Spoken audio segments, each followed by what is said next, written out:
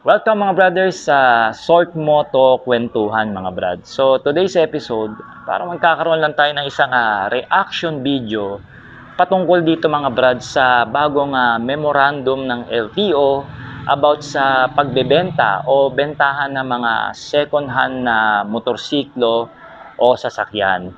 Para sa mga brothers natin na walang idea, yung gusto mangyari dyan mga brother ng LTO, halimbawa ako si seller, at kayo si buyer, halimbawa mga brad, nagbenta ako sa inyo ng isang sasakyan o motorsiklo.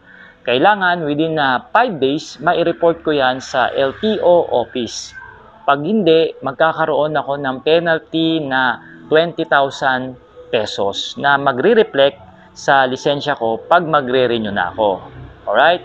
And then, kayo namang mga buyers sa side nyo, pag nabili nyo na yung sasakyan, within 20 days naman, 20, kailangan po mai-transfer nyo na yan ng ownership o maipangalan nyo na po sa pangalan nyo. Kasi pag hindi, magpe-penalty naman po kayo ng 20,000 din katulad sa seller. Okay? So, ito mga brothers, ang gusto pa rito ng LTO, gawin itong retroactive. So, ibig sabihin mga brad, pati po yung mga dating bentahan, let's say sabihin natin 80s, 90s o 2000 kasama rin daw.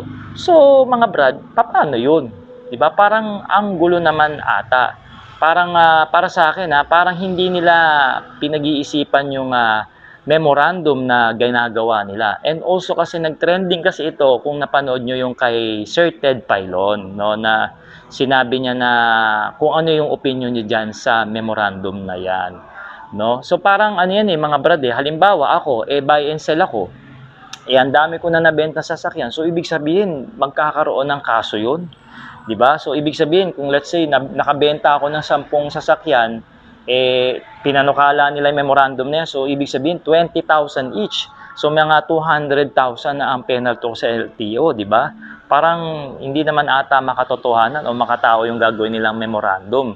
Diba? Tsaka syempre, hindi maiiwasan dyan yung alam nyo na, corruption, di ba? So mga brothers, eto para sa akin lang kung ako ang tatanungin, mas kung gusto nila ng ganyan na maging pangalan o sa pangalan natin yung mga sasakyan na bibili natin, why not na lang na padaliin nila yung memorandum? Halimbawa, i-rehistro natin yung sasakyan na binili natin sa iba o segunda mano na motor o sasakyan, why not padaliin na lang nila yung pagpapa-transfer ng ownership, 'di ba? Nang sa ganoon lahat ng mga magpapa-renew ng mga sasakyan nila o motorsiklo malipat na sa pangalan na nakabili. 'Di ba? Mas madali pa sana kung ganoon. Pero para sa akin lang 'yun opinion ko lang 'yun mga brother. Pero maaari po kayong mag-comment diyan sa comment section kung ano po yung opinion o saloobin nyo patungkol nga dito sa bagong memorandum na nilabas ng LTO sa pagbili ng mga segunda mano o second hand na motorsiklo o sasakyan. Kasi para sa akin, mag-aalma rito ang taong bayan mga brad kasi ang daming magkakaproblema. At sabi pa ng LTO, ito daw, pagka magkakaroon ka na ng penalty o doon sa pinaka-account mo, magkakaroon daw sila ng investigation sa office nila. 'Di ba parang, uy, ano ba 'yan? No? Sana ako nakakanood sa mga official ng LTO, no, o mga matataas ng LTO dito sa video. Sana po pag-isipan niyo po, sir, ma'am, yung gagawin yung memorandum. Wag naman po sanang pahirap sa taong bayan kasi ang hirap na ng buhay natin 'di ba mga brad? Tapos may ganyan pang memorandum.